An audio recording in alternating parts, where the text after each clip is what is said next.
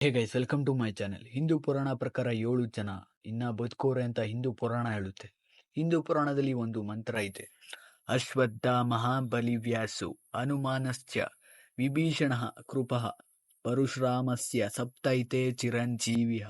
ಈ ಮಂತ್ರ ಪ್ರಕಾರ 7 ಜನ ಅಶ್ವತ್ಥಾಮ, ಬಲಿ ಚಕ್ರವರ್ತಿ, ವೇದವ್ಯಾಸ, ವಿಭೀಷಣ, ಕೃಪಾಚಾರ್ಯ, ಪರಶುರಾಮ, ಹನುಮಾನ್. ಹಿಂದೂ ಪುರಾಣ ಪ್ರಕಾರ 7 ಜನ ಗುರಿ ವಿಷ್ಣು ಮೂರ್ತಿಯ ಕೊನೆಯ ಅವತಾರ ಕಲ್ಕಿಗೆ ಸಹಾಯ ಮಾಡುದು. 7 ಜನ ಯಾಕೆ ಚಿರಂಜೀವಿ ಆದ್ರು ಅಂತ ತಿಳ್ಕೊಳ್ಳೋಣ. ನಂಬರ್ 1, ಅಶ್ವತ್ಥಾಮ. ಕೌರವರಿಗೆ ಮತ್ತೆ ಪಾಂಡವರಿಗೆ ಗುರು ದ್ರೋಣಾಚಾರ್ಯ ಮಗನೇ ಅಶ್ವತ್ಥಾಮ. ಕುರುಕ್ಷೇತ್ರ ಯುದ್ಧದಲ್ಲಿ ಅಶ್ವತ್ಥಾಮ ಕೌರವ್ರ ಜೊತೆ ಸೇರಿ ಪಾಂಡವರನ್ನ ಯುದ್ಧದಲ್ಲಿ ಸೋಲಿಸ್ಬೇಕು ಅನ್ಕೊಳ್ತಾನೆ. ಹೇಗಾದ್ರೂ ಸೋಲಿಸ್ಬೇಕು ಅಂತ ಅಶ್ವತ್ಥಾಮ ಪಾಂಡವರ ಮೇಲೆ ಬ್ರಹ್ಮಾಸ್ತ್ರ ಬಿಡ್ತಾನೆ. ಆ ಬ್ರಹ್ಮಾಸ್ತ್ರ ಪವರ್ ಬಗ್ಗೆ ಗೊತ್ತಿರೋ ಕೃಷ್ಣ ಅರ್ಜುನಗೆ ನೀನು ಕೂಡ ಬ್ರಹ್ಮಾಸ್ತ್ರ ಅವ್ರ ಮೇಲೆ ಹಾಕು ಅಂತ ಹೇಳ್ತಾನೆ. ಅದಕ್ಕೆ ಅರ್ಜುನ ಕೂಡ ಬ್ರಹ್ಮಾಸ್ತ್ರ ಅವ್ರ ಮೇಲೆ ಹಾಕ್ತಾನೆ. ಆ 2 ಡಿ ಹೊಡೆದ್ರೆ ಏನಾಗುತ್ತೆ ಅಂತ ಗೊತ್ತಿರೋ ವ್ಯಾಸ ಮಹರ್ಷಿ ಆ 2 ಆಯುಧನ ತಡ್ದಿ ಈ 2 ಬಾಣಗಳನ್ನು ವಾಪಸ್ ತಗೊಳ್ಳಿ ಅಂತ ಹೇಳ್ತಾನೆ ಅಶ್ವತ್ಥಾಮಗೆ ಮತ್ತೆ ಅರ್ಜುನಗೆ ಆ ಬಾಣನ ಹೇಗೆ ವಾಪಸ್ ತಗೊಳ್ಳೋದು ಅಂತ ಗೊತ್ತು. ಸೊ ವಾಪಸ್ ತಗೊಳ್ತಾನೆ. ಆದ್ರೆ ಅಶ್ವತ್ಥಾಮಗೆ ಬ್ರಹ್ಮಾಸ್ತ್ರ ವಾಪಸ್ ಹೇಗೆ ತಗೊಳ್ಳೋದು ಅಂತ ಗೊತ್ತಿಲ್ಲ. ಅದಕ್ಕೆ ಅಶ್ವತ್ಥಾಮ ಪಾಂಡವರ ವಂಶ ಹೇಗಾದ್ರೂ ಮಾಡಿ ನಾಶ ಮಾಡಬೇಕು ಅಂತ ಆ ಬಾಣನ ಗರ್ಭಿಣಿಯಿಂದ ಇರೋ ಅರ್ಜುನ ಸೊಸೆ ಉತ್ತರ ಮೇಲೆ ಬಿಡ್ತಾನೆ. ಹೊಟ್ಟೆಯಲ್ಲಿರೋ ಮಗು ಸತ್ತೋಗುತ್ತೆ.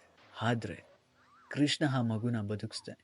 ಅಶ್ವತ್ಥಾಮಗೆ ಶಾಪ ಆಗ್ತಾನೆ ಕೃಷ್ಣ, ನಿನ್ನ ದೇಹ ರಕ್ತದಿಂದ ಮತ್ತೆ ನರಕ ಅನುಭವಿಸ ಕಲಿಯುಗ ಗಂಟ ಅಂತ ಕೃಷ್ಣ ಶಾಪ ಆಗ್ತಾನೆ. ಹಾಗೆ ಅಶ್ವತ್ಥಾಮ ಒಬ್ಬ ಚಿರಂಜೀವಿ ಆಗ್ತಾನೆ.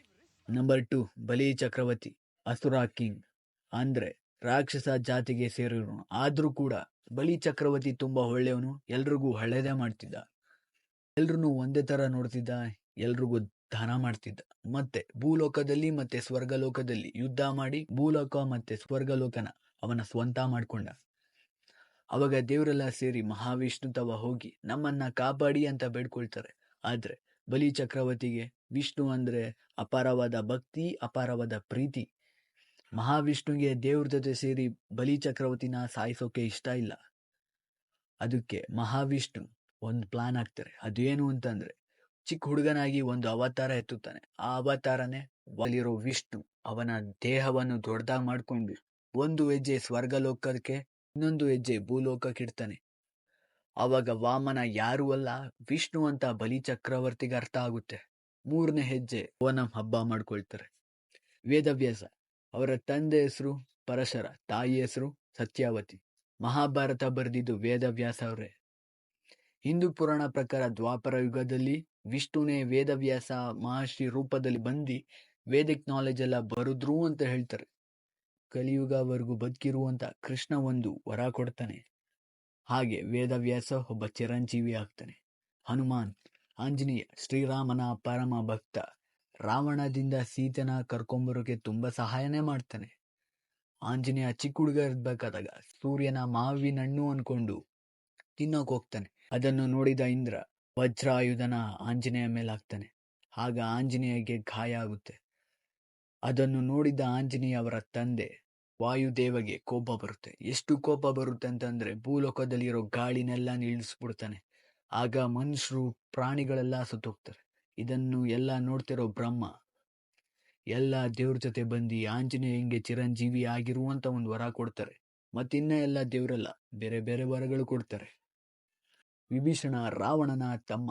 ಬೇರೆ ಯಾವರ ಹೆಂಡ್ತಿನ ಕರ್ಕೊಂಬರ್ಬಾರ್ದು, ಈ ತರ ಹಿಂಸೆ ಕೊಡಬಾರ್ದು ಅಂತ ವಿಭೀಷಣ ರಾವಣಂಗೆ ಹೇಳ್ತಾನೆ. ಅದಕ್ಕೆ ರಾವಣ ನನ್ಗೆ ಎದುರು ಮಾತು ಕೊಡ್ತ್ಯಾ ಅಂತ ರಾವಣನ ವಿಭೀಷಣನ ಹೊಡೆದಿ ಅವಮಾನ ಮಾಡ್ತಾನೆ. ಯುದ್ಧ ನಡೆಯೋ ಟೈಮಲ್ಲಿ ವಿಭೀಷಣ ರಾಮಂತವ ಹೋಗಿ ರಾವಣನ ಶಕ್ತಿ ಬಗ್ಗೆ ಮತ್ತೆ ಎಲ್ಲ ರಹಸ್ಯಗಳನ್ನೂ ಹೇಳ್ತಾನೆ. ಮತ್ತೆ ಯುದ್ಧದಲ್ಲಿ ಕೂಡ ಸಹಾಯ ಮಾಡ್ತಾನೆ. ರಾವಣ ಸತ್ತೋದ್ಮೇಲೆ ವಿಭೀಷಣ ಲಂಕನ ನೋಡ್ಕೊಳ್ತಾ ಇರ್ತಾನೆ.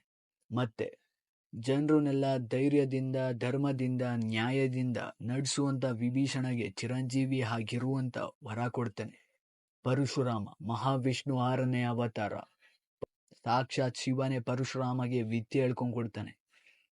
ಮತ್ತೆ ಒಂದು ಭೀಷ್ಮ, ದ್ರೋಣಾಚಾರ್ಯ, ಕರ್ಣ ಇವ್ರಿಗೆಲ್ಲ ಗುರು ಪರಶುರಾಮನೇ.